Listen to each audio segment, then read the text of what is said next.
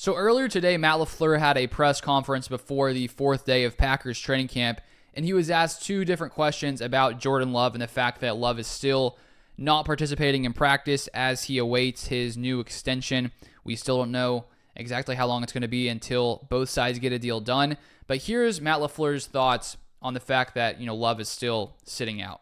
And this is from Packers and their YouTube channel.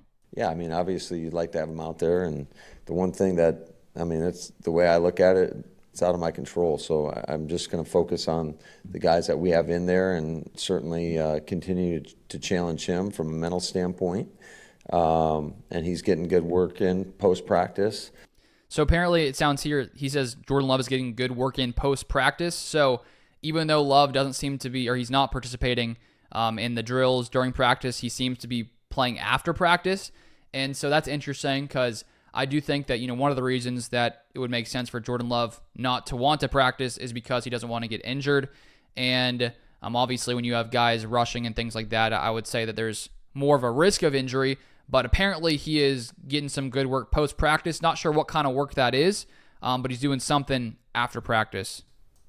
But obviously we'd all love him to be out there, and I think that's going to help put our team in the best position possible. It's just him getting that rapport with everybody and leading not only our offense but our team. So there's no doubt that when Jordan Love isn't out there, it holds the Packers back from, getting the true work and really building that rapport and chemistry with the entire offense, the offensive line, the new guys who are there. I don't think it's the biggest deal in the world right now. The longer this goes and the Packers get into pads and all that kind of stuff, it affects the team more.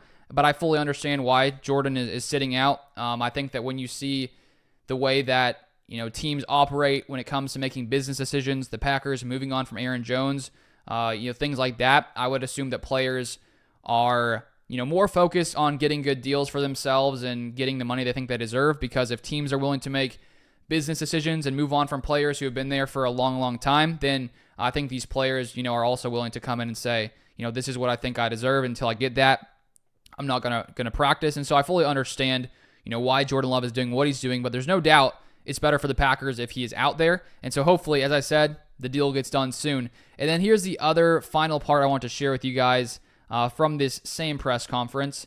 And Matt LaFleur shares a little bit more here. How critical do you feel it is to get something done with Jordan by then, considering you never want anyone to miss anything, but the padded work is kind of the real football stuff, right? Yeah, I think everything's important, especially the quarterbacks aren't getting hit. So, I wish he was out there. And again, it's out of my control, and I'm going to just let it play out. So that's all Matt LaFleur had to say here today.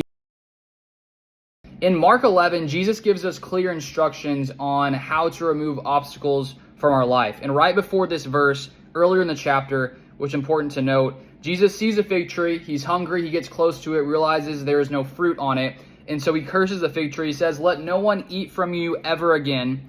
And then a little later in the chapter, the next day, Jesus and the disciples are walking by, and Peter says, after they recognize that the fig tree has completely dried up from the roots, "Rabbi, look, the fig tree which you cursed has withered away." And here's where these verses come in. So this is verse 22 of Mark 11. "So Jesus answered and said to them, 'Have faith in God. For assuredly I say to you, whoever says to this mountain, be removed and be cast into the sea, and does not doubt in his heart, but believes that those things he says will be done, he will have whatever he says. Therefore I say to you, whatever things you ask when you pray, believe that you receive them and you will have them."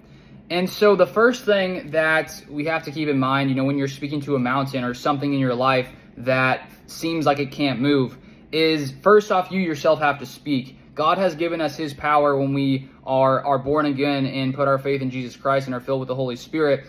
The power that raised Jesus Christ from the dead lives in us. And it's when we speak from that place with that authority that things are able to move. But the important thing to note is that first off, you cannot doubt in your heart. And so this isn't something when we are, trying to remove an obstacle from our life or speaking to something.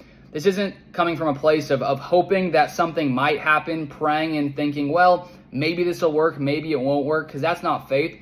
Faith is, being fully convinced, fully trusting that, what you say is going to happen. And, when God is with you, when you speak to these things, you have to have that full assurance and have zero doubt that what God said in his word will come to pass. And when you speak to a mountain and you say, be removed, you believe fully and you do not doubt. And when you do that, the mountain has to move.